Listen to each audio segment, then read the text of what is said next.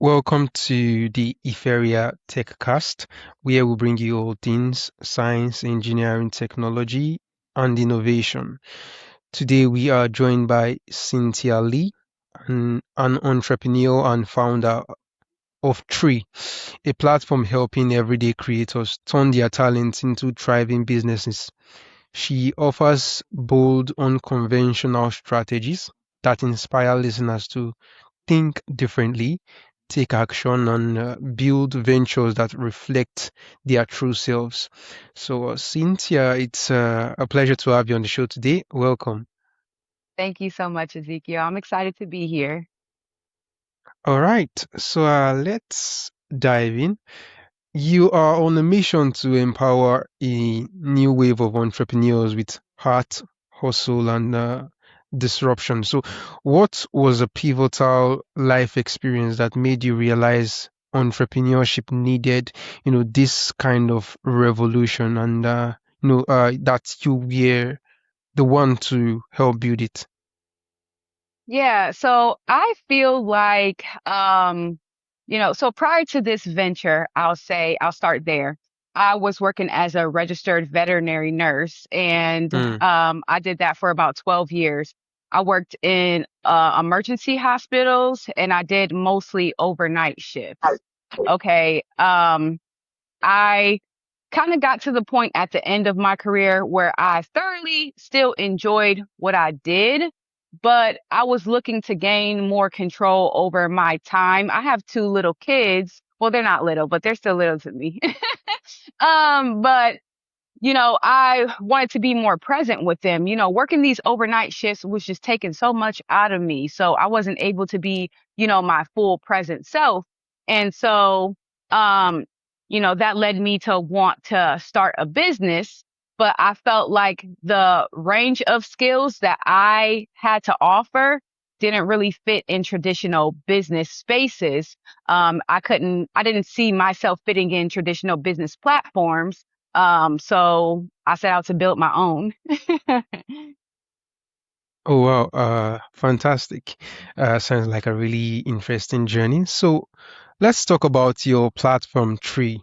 So it helps people turn everyday skill into business. So what is your systematic process for helping someone to look at their own talents and experiences and see a viable, unique business idea where they might only see a hobby? Yeah. So, I think the thing is we think that valuable skills are skills that are maybe come with a degree or, fit in this kind of traditional um professional space. But I want us to recognize that there is value in the things that people often come to you for, like maybe advice or help, or they ask you for to provide them with a certain skill or things like that. Those solve problems, right? And so they are valuable in and of themselves because people will pay to have their problems solved. So it's just kind of like breaking yourself out of the mindset that, in order to monetize a skill, it has to fit within a certain box. And just kind of looking at your essence and seeing these unique gifts, these unique traits as valuable. And I think that's a really good place to start. Okay. So how can you, begin to start seeing these traits you have as valuable skills that, can help solve other people's problems? How to start seeing them? Um, Yeah. I Or how I to mean, discover them.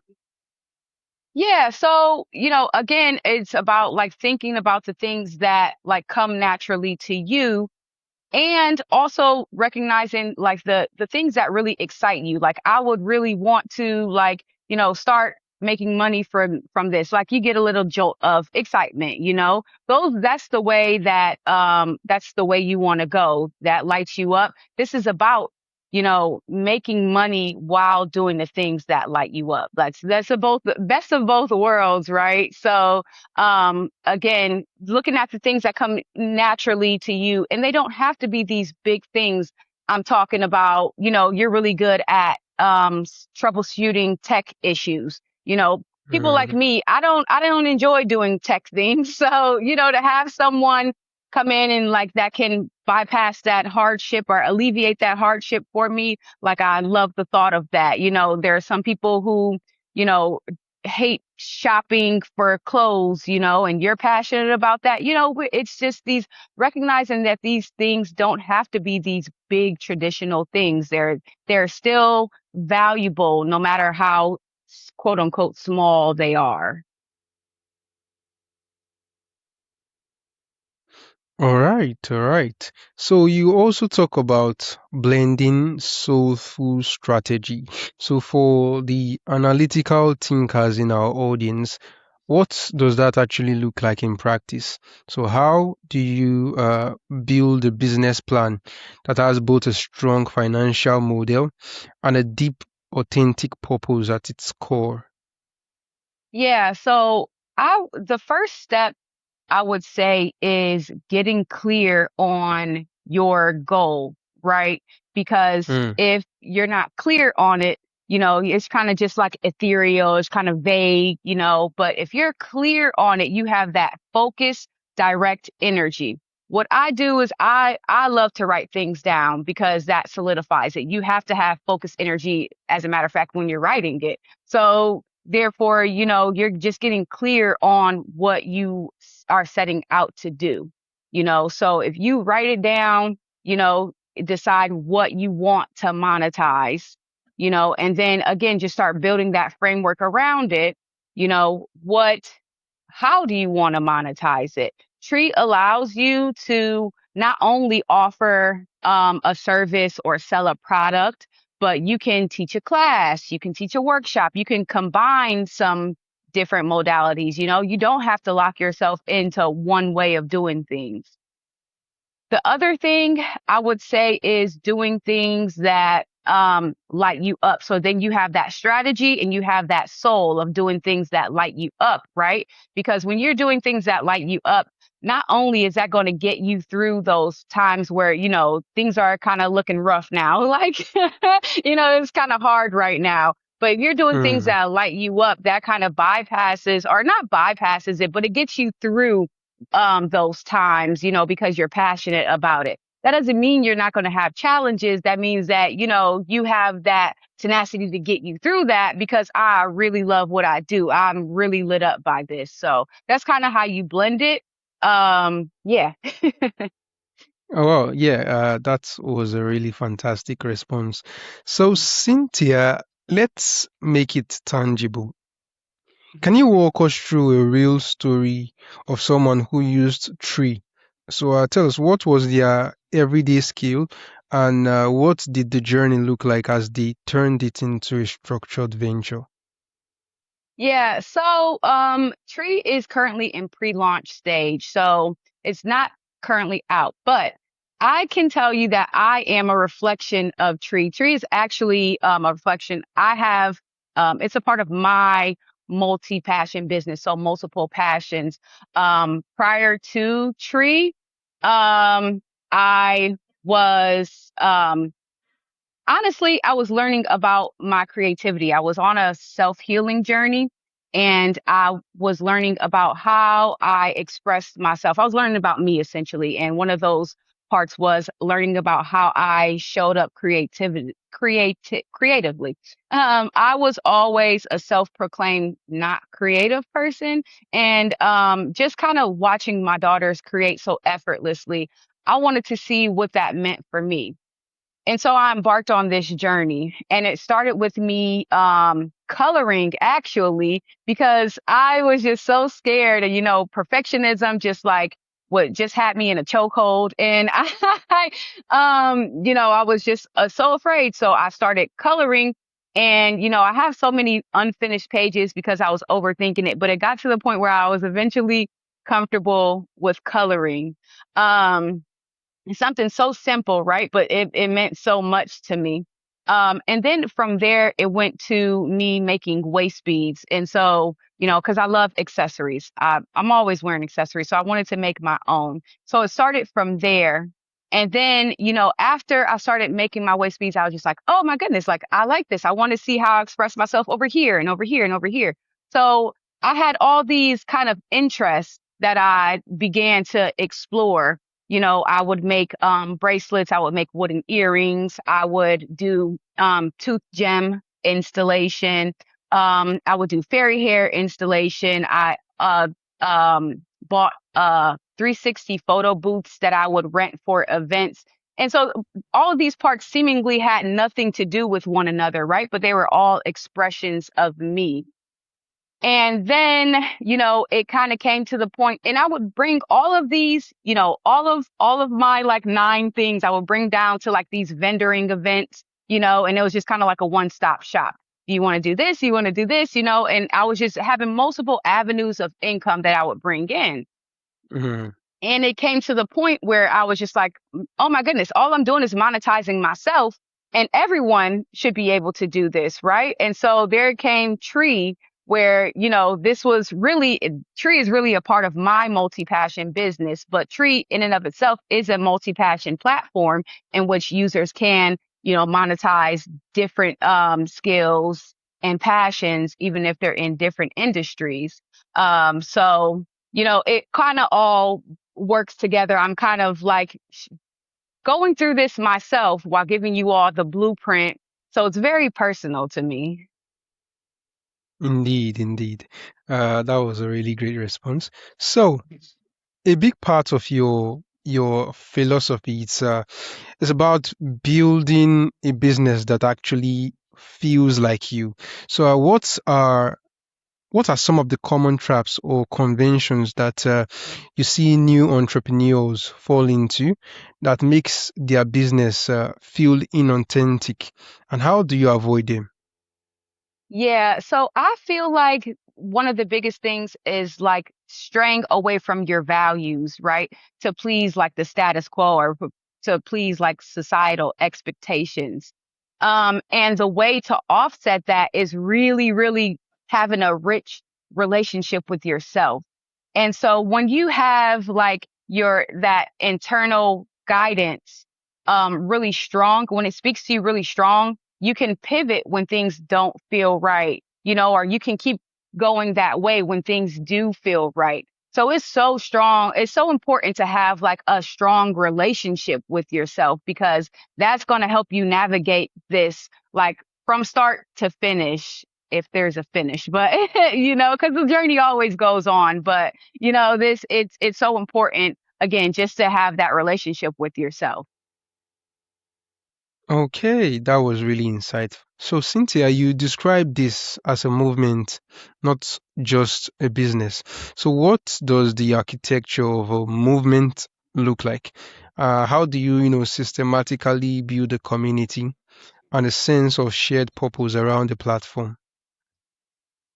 I think the biggest thing is to rewrite what entrepreneurship has to look like.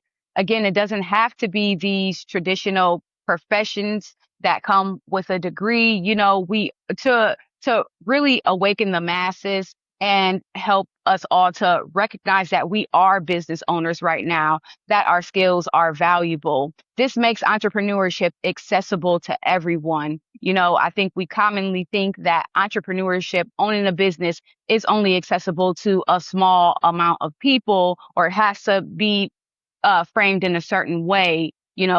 Of course, there's still professionalism, but it doesn't have to look like how it always looked. We can rewrite these things at any time, and having the audacity to bet on yourself, to for you to get there, for you to go through this journey, because it is a journey, but for you to recognize that you have the wherewithal to start small and build from there.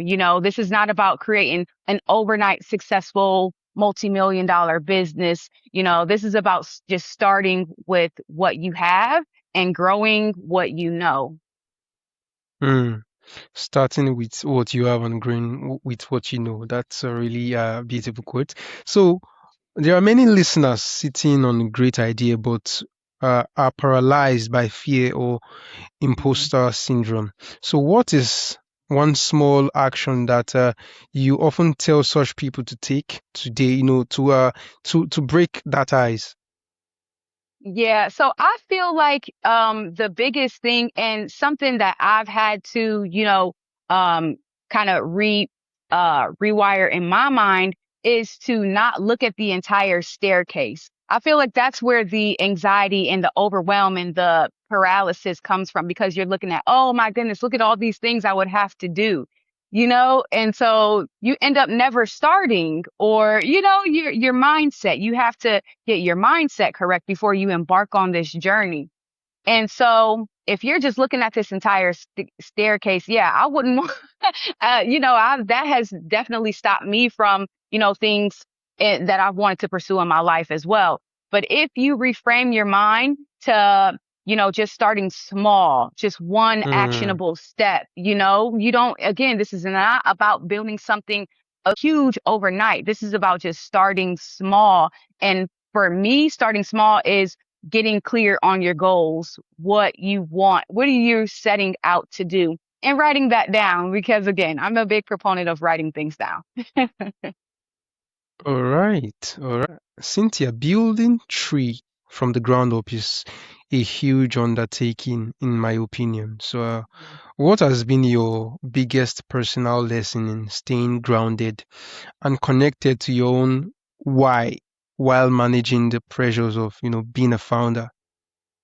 Yeah. So again, like having that strong before I embarked on the venture of tree, I really set out to like learn myself, right? Because then, you're going to come against these challenges and people are going to tell you what they think. They're going to put their opinions, whether out of love or out of fear or, Mm, but I have to know myself so well to not be willing to compromise my values, Um, and the another thing is um it's not about just action. It's not just only about action. That's how you burn yourself out, just forcing it, go, go, go, go, go.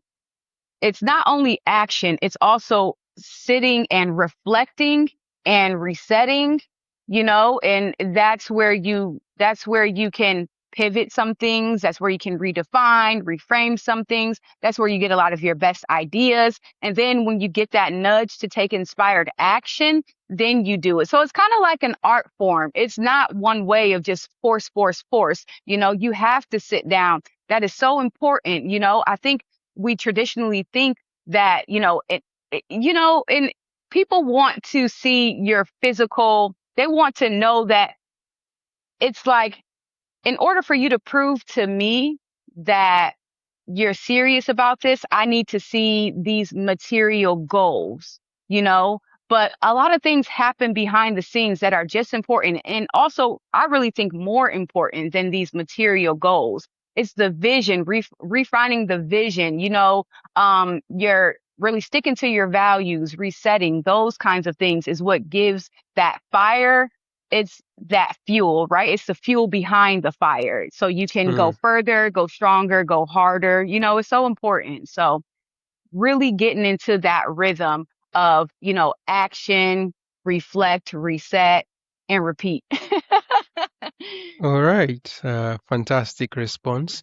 So, Cynthia, looking at the future of entrepreneurship, so what is one old, outdated rule about building a business that you believe needs to be thrown out completely?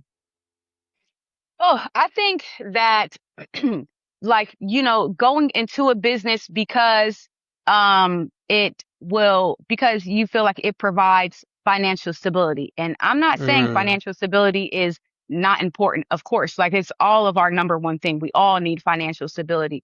But a lot of times we sacrifice our happiness, for this financial stability.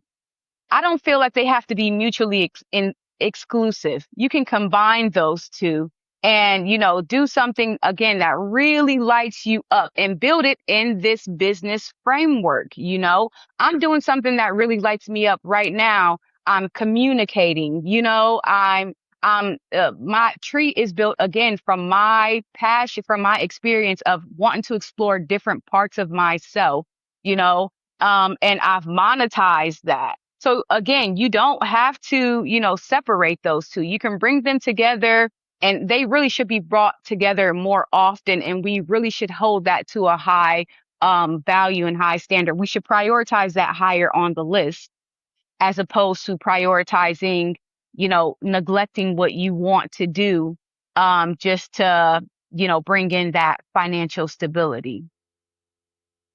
All right. So I'll ask this one for the students and early career professionals, in our audience. So what's one everyday skill that people likely have already that is massively undervalued in the current market?